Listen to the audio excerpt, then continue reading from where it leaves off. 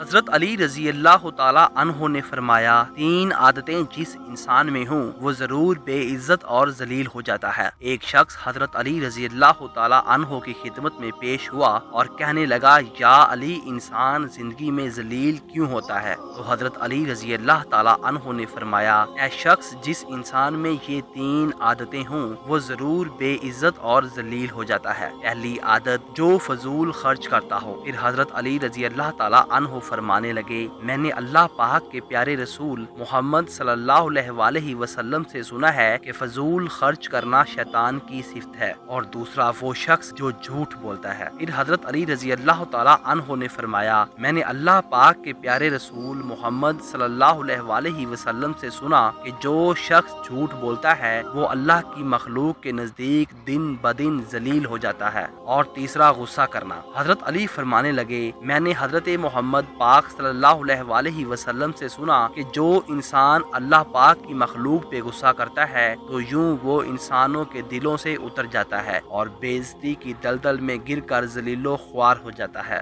جس طرح چھوٹے چھوٹے سوراخ بند کمرے میں سورج کے طلوع ہونے کا پتہ دیتے ہیں، اسی طرح چھوٹی چھوٹی باتیں انسان کا کردار نمایاں کرتی ہیں۔ حضرت علی رضی اللہ تعالی عنہ نے فرمایا، میں نے جنت کے شوق میں عبادت نہیں کرتا، یہ تجارت ہے، اور نہ ہی جہنم کے خوف سے کرتا ہوں کہ یہ غلامی ہے۔ میں صرف اسی لیے عبادت کرتا ہوں کہ میرا رب عبادت کے لائق ہے۔ دکھ میں کبھی پچھتاوے کے آنسو نہ بہاؤ، کیونکہ تم وہ خوش نصیب ہو جسے اللہ نے آزمائش کے قابل سمجھا ہے۔